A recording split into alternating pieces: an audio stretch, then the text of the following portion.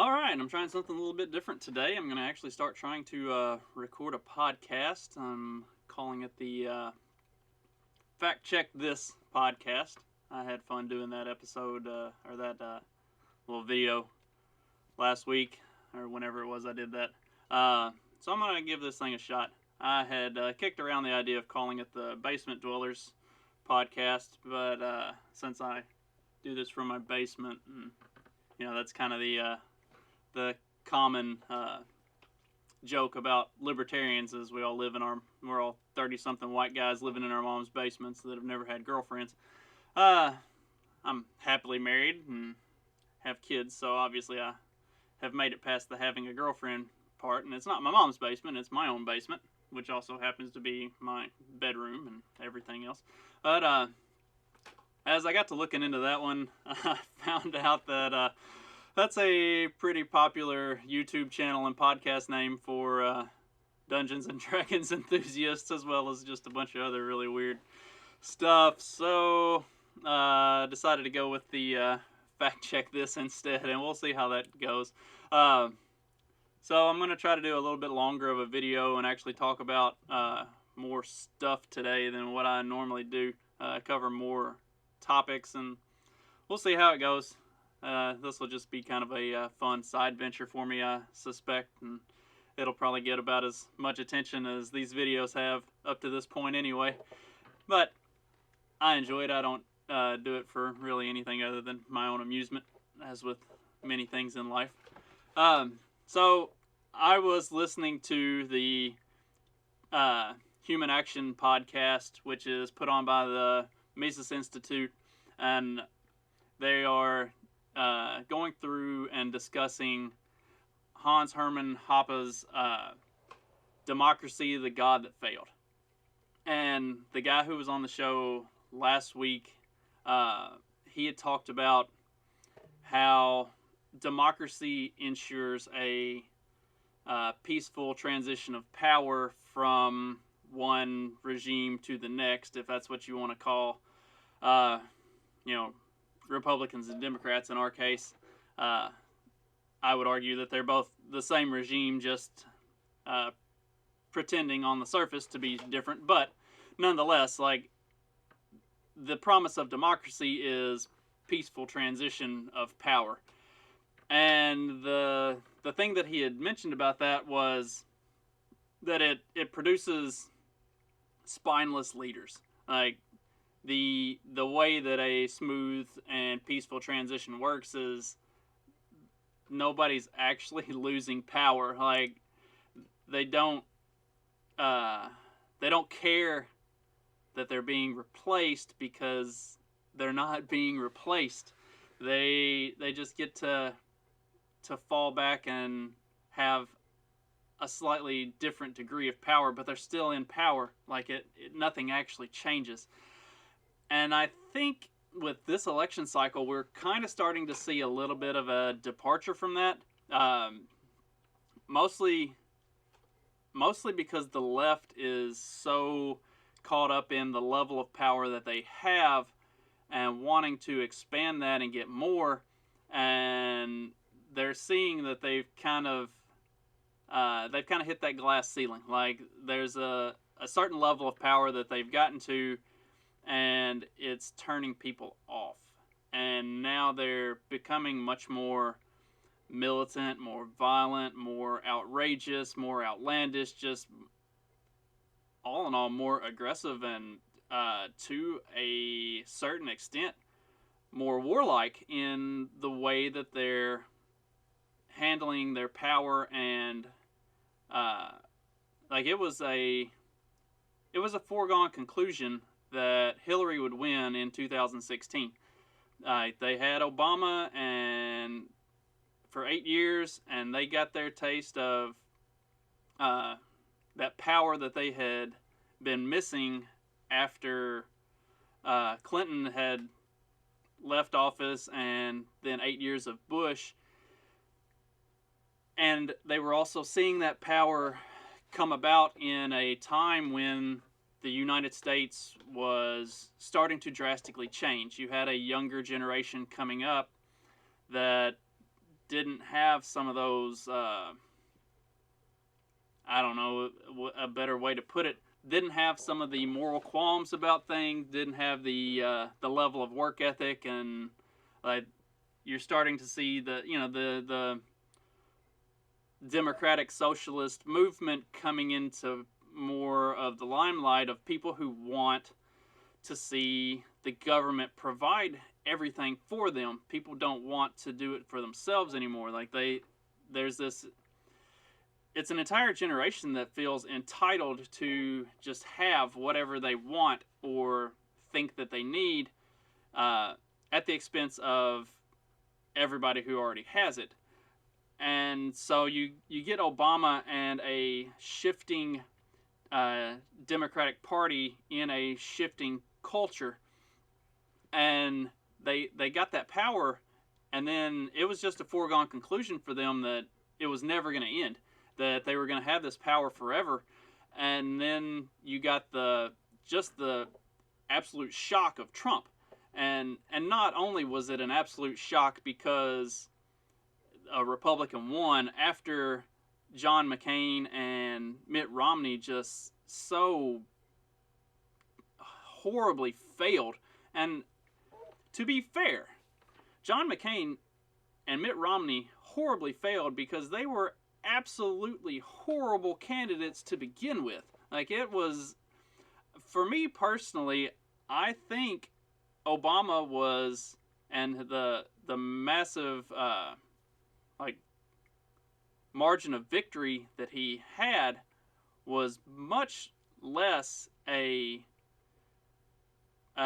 referendum on how good Obama was, and much more so a referendum on how bad Republicans have gotten and how bad John McCain and Mitt Romney were.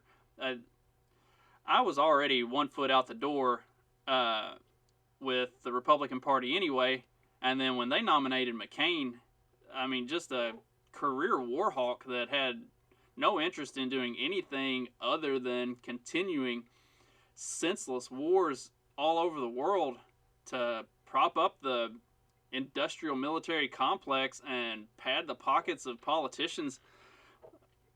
When that was the guy they picked as the Republican nominee, like, I washed my hands completely. Like, I'm done with the Republican Party at that point. And like I said, I mean, I was already 1 foot out the door anyway, but that was basically the battering ram that pushed me all the way out the door, never to return. Like, at this point, there is nothing the Republican Party could do that would ever get me to come back because of McCain, and then to turn around and pick a just flaccid candidate like Mitt Romney in 12. Like, it was an embarrassment to anybody who considers themselves a conservative or a hardcore Republican.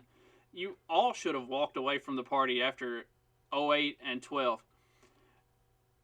And so that was another thing that, that was a part of what made Trump what Trump was, is he was a total removal from that.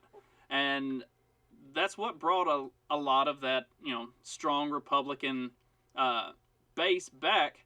I mean, there were a lot of Republicans and a lot of people who voted for Obama instead of McCain, who voted for Obama instead of Romney. They came back to the Republican Party and voted for Trump because Trump was a step away from all of that awfulness that they had seen the Republican Party become. And the Republican Party is still every bit of that, but Trump, at least on the surface in 2016, was a departure from it. But at that point, the Democrats had such power, and then Trump was such a flamboyant and divisive figure just because of his tweets and the way he behaves himself and the way he carries himself and everything, all the Trumpian mannerisms that he brings. It made that defeat even more shocking. Like, A, they thought they were going to have power forever. B, they thought there was no way that somebody like Trump could win. And then he did.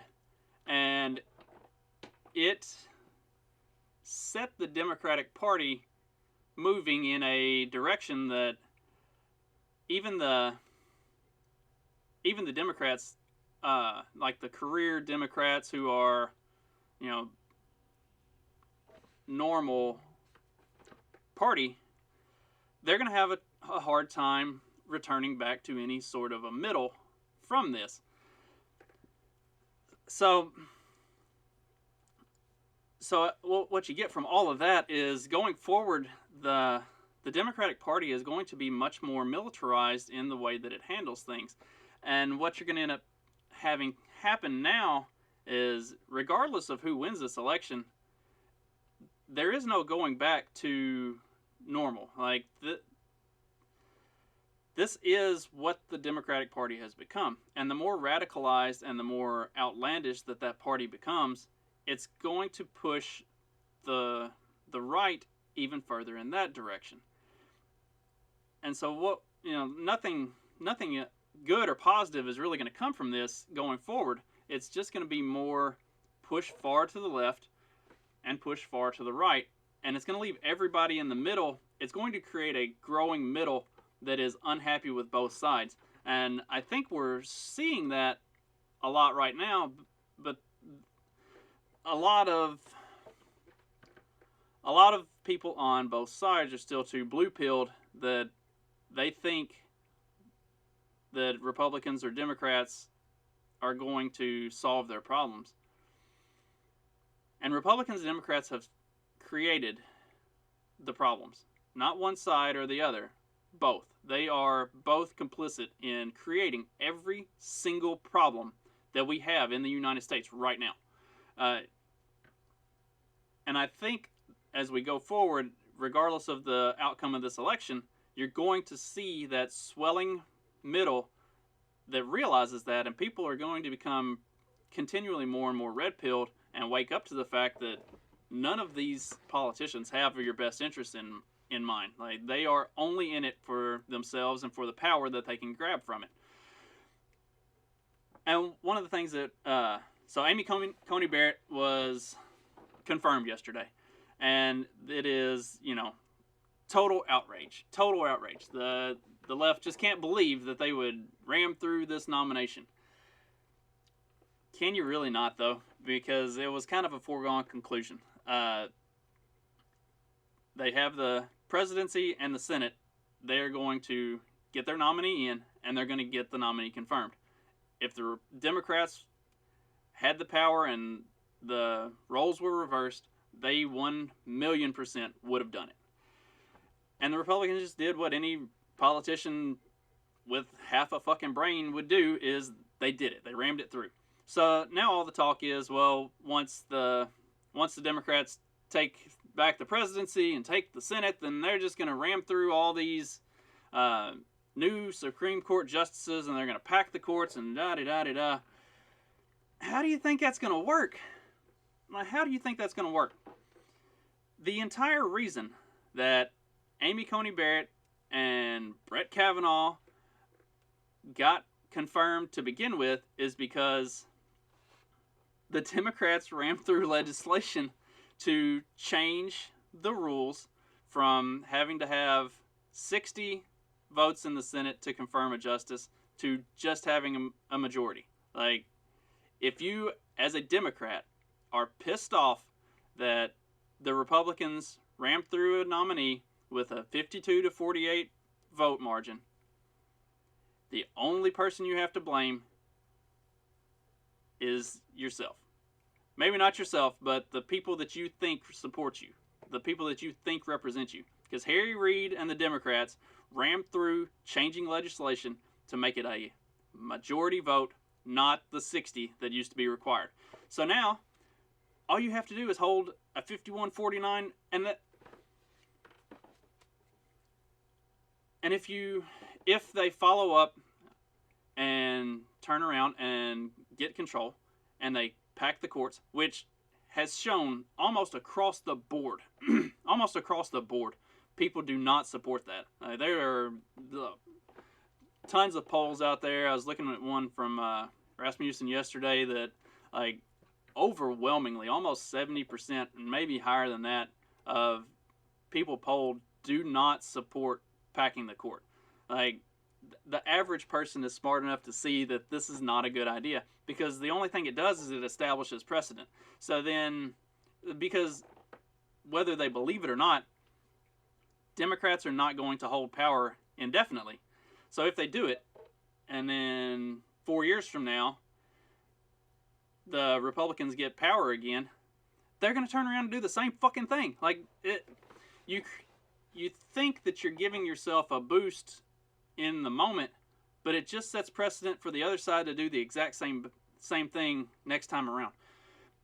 And that's, I mean, it's the failing of the two-party system anyway, is it is all a power struggle back and forth between the two, and they don't ever actually accomplish anything. They don't ever get anything done. They just keep going back and forth, making things worse.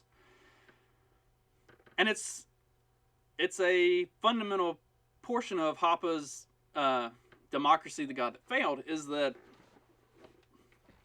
democracy is, and it's why we don't have a true democracy, which I've talked about before, and I don't want to elaborate too much on that, but like, democracy is effectively mob rule. It's whoever has the loudest voice and the most votes gets to impose their will on whoever is quieter and or doesn't have as many votes. It's why changing the 60 votes needed to confirm a Supreme Court justice to just a majority was a terrible idea to begin with, because then there's absolutely no need for bipartisanship whatsoever. You just need to get 51. And like the slimmest of margin, and you can control everything. And that's why we don't have true democracy. That's why we have a republic. That's why all of the bullshit posts where it shows a map of the United States and it says California has 4 million people right here, and all of these states combined have 4 million people, but California only has 2 senators, and all of these states have 14 senators. That's the way it's supposed to work. If it wasn't for the Senate and that division of power and keeping things level where that each state had an equal say in the federal government, there never would have been a United States to begin with. The smaller states never would have agreed to it. I'm pretty sure Rhode Island and a couple others actually left and didn't want anything to do with it and had to be called back and presented with the opportunity of, hey, we're going to create this thing called the Senate, and we're going to give every state an equal voice. So we'll have the House, which has less power than the Senate, that is going to be based on population. So the bigger states have a bigger say. But at the end of the day, the Senate gets to say yes or no, and each state is going to be represented equally. That way, everybody can have an equal say. And by destroying the checks and balances that were built into the system that forced states to get along and forced everybody to have some sort of an agreement and to get on the same page, you just created this awful bipartisan, what we see now. And it's only going to get worse. Like, it's only going to get worse. And, like, I sincerely believe that this country, as it is right now, is not long for existence. Like, it really doesn't matter. I've said it before, and I'll say it again. I really do believe that we're, 5 years away from the end of the United States of America as it's currently comprised. If Joe Biden wins, we may be 2 or 3 years away from it, because the second that the Democrats start packing the courts and make D.C. and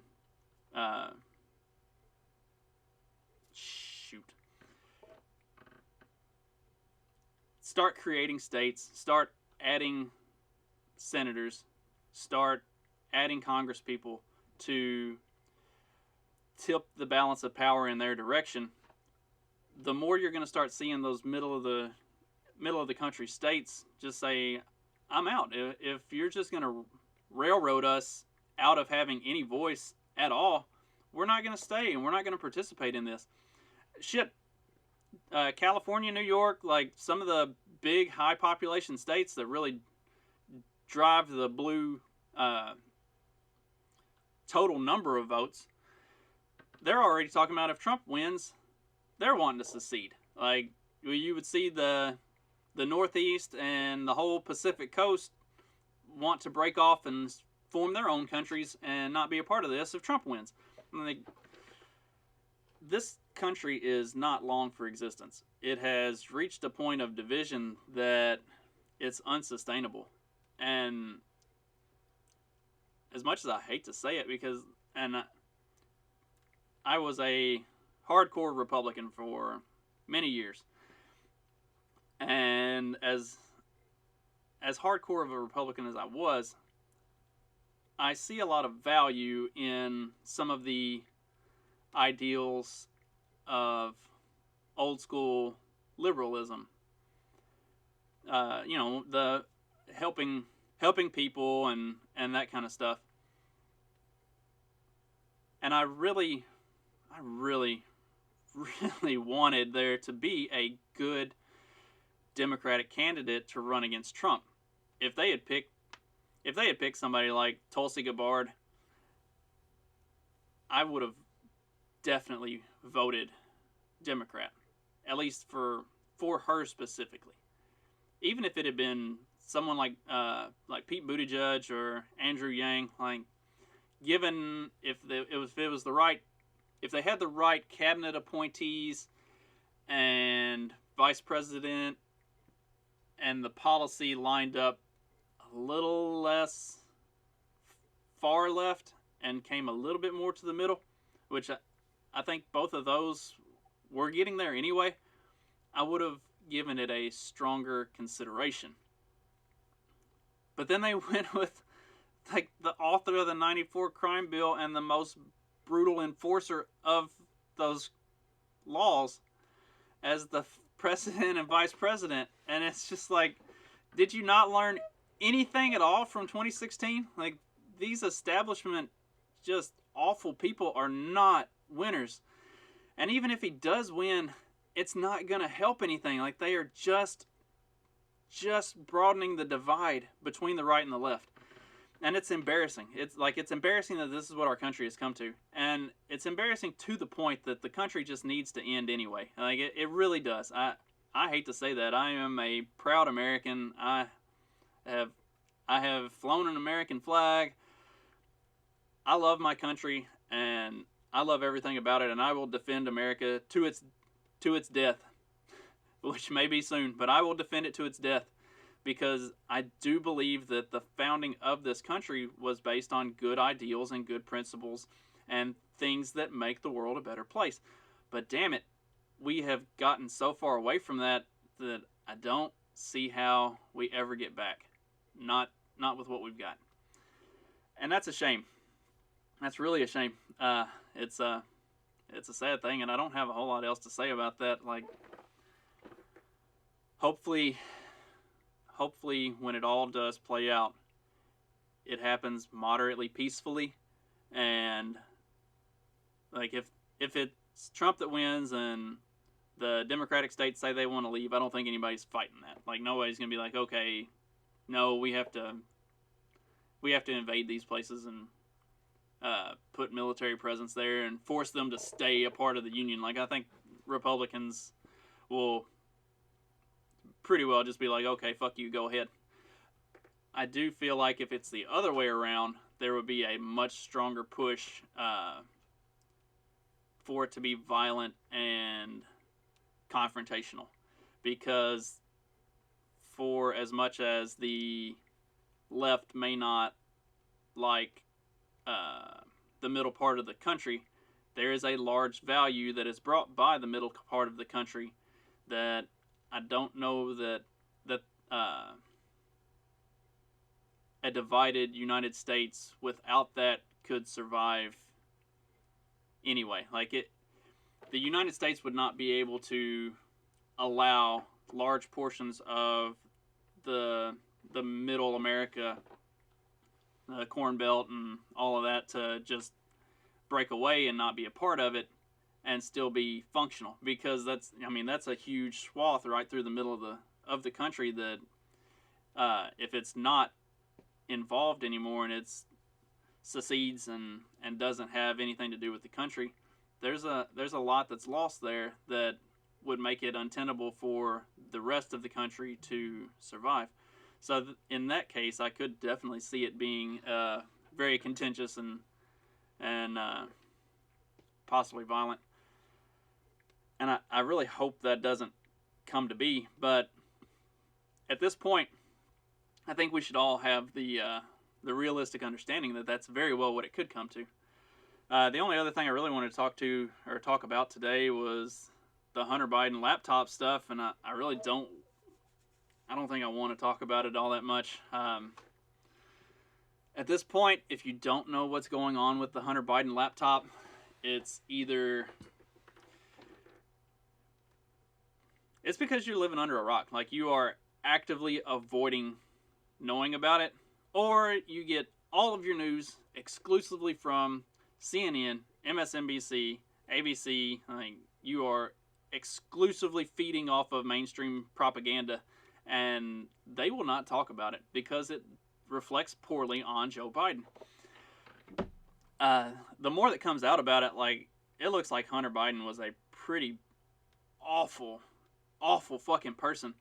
But it continues to get more and more released that seems to tie Joe back into it. That for as awful as Hunter was, Joe not only knew about pretty much every bit of it, but he also was actively involved in large portions of it as well. Not some of the extremely seedy, like, really fucking weird stuff, but the shady business dealings and selling access and all of that stuff. Like, a lot of that stuff is starting to look like Joe knew and actively participated.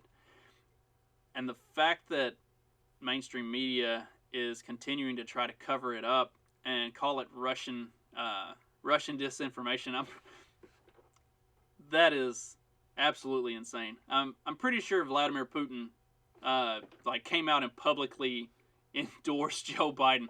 So it's kind of hard to sell me on the narrative that the Russians are interfering and making Joe Biden look bad and trying to get Trump reelected when the Russian president has come out and publicly endorsed Joe Biden. Like, you can keep, if people believe this, I got some beachfront property right down the road here that I would love to sell you. It's insane. I cannot force myself to do the mental gymnastics required to buy into all that bullshit. It's just ridiculous. But like, the more that comes out about it, the more it seems like there is no way Joe Biden should be able to come away from this unscathed. And that's the big reason why, on top of the fact that he's clearly in mental decline. Like, anytime you watch Joe Biden try to talk, and I say try to talk because he does not succeed. Like, he flails and he tries, but God, it's hard to watch. Like, I feel bad for the man. For as much as I hate everything about every policy he has ever written or had anything to do with, and he is definitely, for those reasons, not what I would consider a sympathetic figure, I sincerely feel bad for him having to get up and basically be carted around and forced to make an ass of himself. It's embarrassing. And so that they've put a lid on his campaign. He's not going to be doing any more appearances. He's not going to be talking to reporters, like nothing. And outside of the fact that he's in terrible cognitive decline, it's also because they don't want him having to address the Hunter Biden laptop story. And they don't want him having to address it because there is no way to avoid it. Like, they can keep trying to duck it and dodge it as much as they want, and mainstream media can keep covering for him and calling it Russian collusion or whatever. But you can't keep hiding from it. Like, people are starting to ask the question. Hell, the the moderator at the debate was forced, more or less, to bring it up and ask about it. Like, there is no way of getting around it.